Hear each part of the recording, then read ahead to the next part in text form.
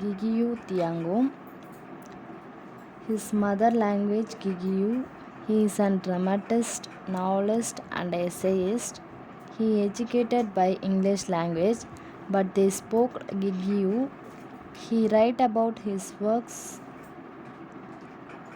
in Gigiyu language. Mostly வந்து animals தான் வந்து மெயின் கேரக்டர்ஸாக இருப்பாங்க. ஹீரோவாக ரேபிட்டும், வில்லன்ஸாக வந்து லயன், லெஃபர்ட், ஹெய்னாலாம் வந்து வில்லனாக வந்து இந்த கேரக்டர்ஸில் சொல்கிறாங்க.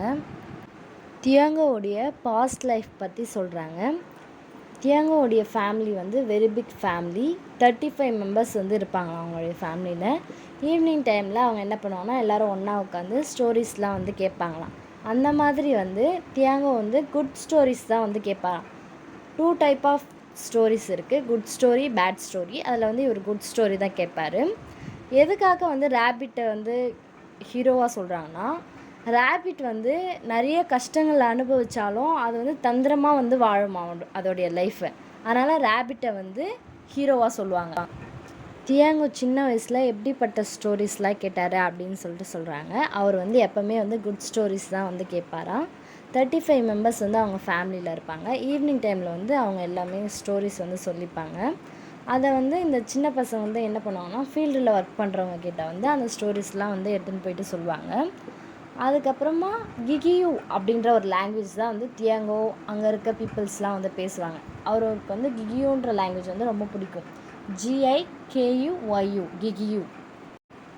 அவங்களுடைய நாட்டில் என்ன பண்ணுறாங்கன்னா யூரோப்பியன்ஸ் வந்து ஆக்குபை பண்ணிடுறாங்க அந்த இடத்த. ஆஃப்டர் 4 இயர்ஸ் வந்து ஸ்டேட் ஆஃப் 1952 எமர்ஜென்சி டிக்ளேர்ட்.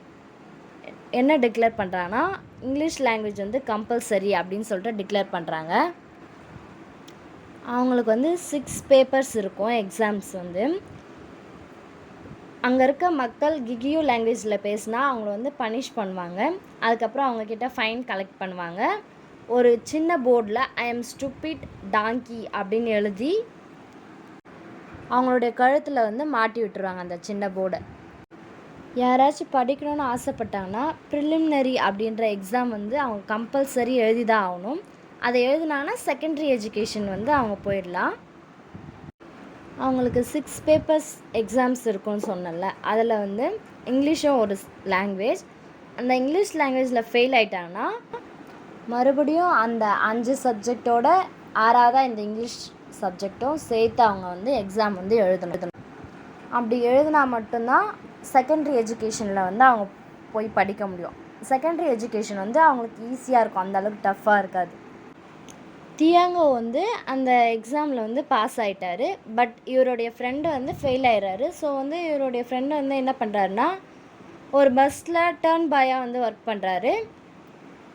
அவர் ரொம்ப ஹார்ட் ஒர்க் பண்ணுறாரு. தியாங்கோ வந்து ரொம்ப ஹார்ட் ஒர்க் பண்ணி கஷ்டப்பட்டு இங்கிலீஷ் லாங்குவேஜில் வந்து கிராஜுவேட் ஆகிடுறாரு. இப்போ வந்துட்டு பார்த்திங்கன்னா ஃபுல்லாமே அவருக்கு வந்து இங்கிலீஷ் லாங்குவேஜ்லேயே தான் எல்லாமே வந்து அவருக்கு பேசுகிறது, எழுதுறது எல்லாமே இங்கிலீஷ் லாங்குவேஜ் தான். பட் வந்து அவருக்கு என்ன தோணுதுன்னா நம்மளுடைய பழைய லாங்குவேஜ் கல்ச்சர் எல்லாத்தையும் இப்போ நம்ம கொண்டு வரணுன்றதுக்காக என்ன பண்ணுறாருன்னா மறுபடியும் போயிட்டு அவருடைய கல்ச்சர், அவருடைய லாங்குவேஜை வந்து அந்த கிகியூ லாங்குவேஜை வந்து அவர் போயிட்டு படிக்கிறாரு. ஒரு இடத்துக்கு போயிட்டு அவருடைய ஒர்க்ஸ் எல்லாமே கிகியூ லாங்குவேஜில் தான் எழுதுறாரு. இருந்தாலும் அந்த இங்கிலீஷையும் அவர் வந்து கைவிடாமல் அதையும் வந்து படிச்சுட்டே இருக்கார். இங்கிலீஷ் ஆத்தர்ஸ் பற்றியும் படிக்கிறாரு. ஆஃப்டர் 17 இயர்ஸ் 1977 இவர் வந்து ஒரு ரைட்டராக மாறிடுறாரு. இவர் வந்து கிகியூ லாங்குவேஜில் வந்து எழுதுகிறாரு அவருடைய ஒர்க்ஸ் எல்லாமே.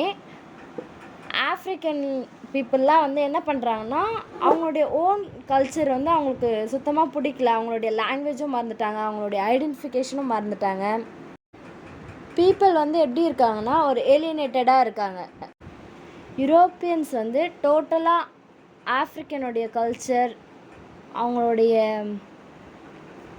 லாங்குவேஜ் எல்லாமே வந்து டெஸ்ட்ராய் பண்ணிட்டாங்க. யூரோப்பியன் பீப்புளெலாம் வந்து அவங்களுடைய ஐடென்டிஃபிகேஷனை வந்து தொலைச்சிட்டாங்க. தியாகோ வந்து என்ன நினைக்கிறாருன்னா, மக்கள் வந்து அவங்களுடைய ஐடென்டிஃபிகேஷனை அவங்க மறுபடியும் கண்டுபிடிக்கணும் அப்படின்னு சொல்லிட்டு நினைக்கிறாரு. ஆனால் மக்கள் வந்து அந்த லாங்குவேஜ் மேலே வந்து மறுபடியும் இன்ட்ரெஸ்ட் காட்டல. ஸோ வந்து இவர் வந்து மறுபடியும் அந்த லாங்குவேஜை கொண்டு வரணுன்றதுக்காக அவருடைய ஒர்க்ஸை வந்து தொடர்ந்து எழுதிட்டே இருந்தார்.